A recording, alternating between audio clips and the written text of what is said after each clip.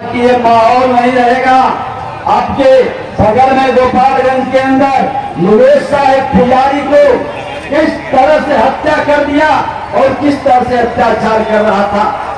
हमने कहा था कि सत्ता बदलते ही व्यवस्था बदलेगी और वो सत्ता बदलने के बाद ये व्यवस्था बदलने का स्वरूप है कि इस बार के रामनवमी में कोई आताताई, कोई उस तरह के सामाजिक तत्व के लोग हंगामा नहीं कर सका। को संरक्षित करता है, ये भ्रष्टाचारियों को संरक्षित करता है, ये आपके हित में, बिहार के हित में नहीं है। आज हमारे बीच अभी भेज रहे हैं जो आपके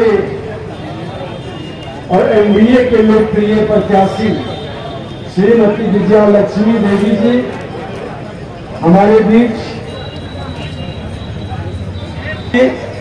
अजय सिंह जी, श्रीमती संगीता यादव जी जिला परिषद के अध्यक्ष हैं, पूर्व एमएल सिंह जी, मनोज सिंह जी जेडीयू के अध्यक्ष संकेतु सिंह जी, बीजेपी के अध्यक्ष श्री संजय पांडे जी, सम्मानित मंच, सभी उपस्थित मतदाता बंधुओं, प्रेस मीडिया के मित्रों, देश के अंदर जो चुनाव चल रही है, यह चुनाव देश बनाने के लिए जंगल राज का नकारात्मक भाव उत्पन्न किया है, सामाजिक ताना वाना को तोड़ा है, समाज के बीच अविश्वास का वातावरण बनाया। ये चुनाव कई मायने में महत्वपूर्ण है कि एक तरफ जहां देश विकसित भारत की ओर कदम बढ़ा दिया, वही दूसरी ओर बिहार को विकसित बिहार बनाने का संकल्प साकार करने का, और विकसित बिहार के लिए अपराध और भ्रष्टाचार पर अंकुश लगाना बहुत आवश्यक है।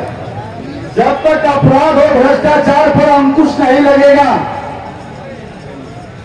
तब तक बिहार को आगे बढ़ाना बड़ा कठिन है। आज बिहार के अंदर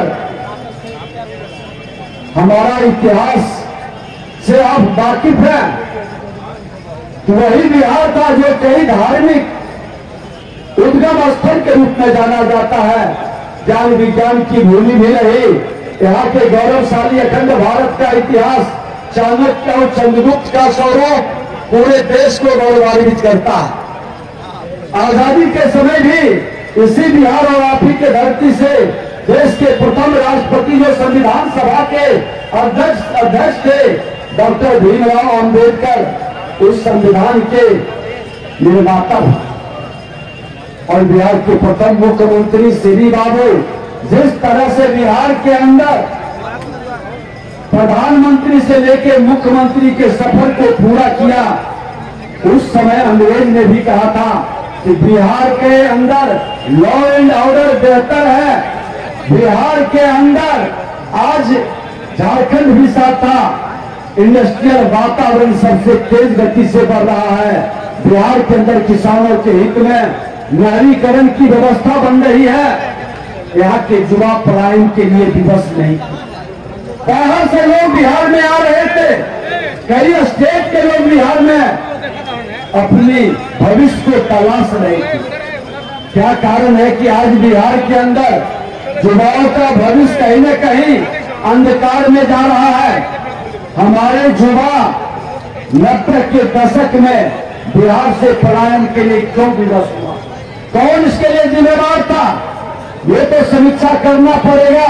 और आज बिहारी शब्द को मजाक किसने बनाया? आज बाहर में हमारे युवा बिहारी शब्द कहने में गौरवान्वित महसूस नहीं करते थे। वो कौन व्यक्ति था? राजद के श्रीमान लालू प्रसाद यादव जी, आपने बिहार को मजाक बना दिया, बिहार के सामाजिक ताना बाना को तोड़ा, और आपने तो अपने परिवारवाद की जिम्मेदारी बढ़ाने के लिए अपने समाज को भी नहीं छोड़ा। आज उन्हीं के समाज के कई लोग भारतीय जनता पार्टी के अंदर आने के लिए क्यों विवश हुए? आज उनका हनुमान जो कहलाते थे माननीय रामकृपाल यादव जी, क्यों छोड़ करके आए भारतीय जनता पार्टी में? आज हमारे यहाँ से सांसद और मंत्री भी बने।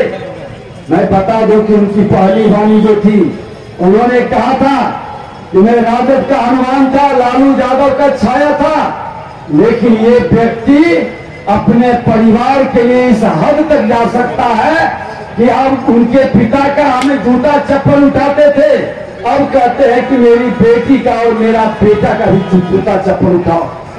बता दें, बिहार के लिए तो सब सदा सम्मान से और स्वाभिमान से जिया है। क्या इस तरह के पारिवारिक जमींदारी मानसिकता के लोग के अंदर कोई भी स्वाभिमानी बिहारी सम्मान प्राप्त कर सकता है? ये बिहार को लज्जित किए हैं, ये बिहार के वातावरण को दूषित किए हैं। आज उनके जंगल राज के समय हर जाति के नौजवानों के हाथ में हथियार थमाकर अपराधी का माहौल खड़ा कर दिया, अपराधी बनाया। वो अपराधी आज कितनी विधवाएं बनाई, हत्या, अपहरण, लूट, बलात्कार का कैसा माहौल खड़ा कर दिया। सर्वश्री अटल बिहारी वाजपेयी जी ने इस जंगल राज से मुक्ति के लिए बिहार के माननीय मुख्यमंत्री नीतीश कुमार जो कैबिनेट मिनिस्टर उस समय थे, भारत सरकार में सुशासन स्थापित करने की जिम्मेदारी दिया।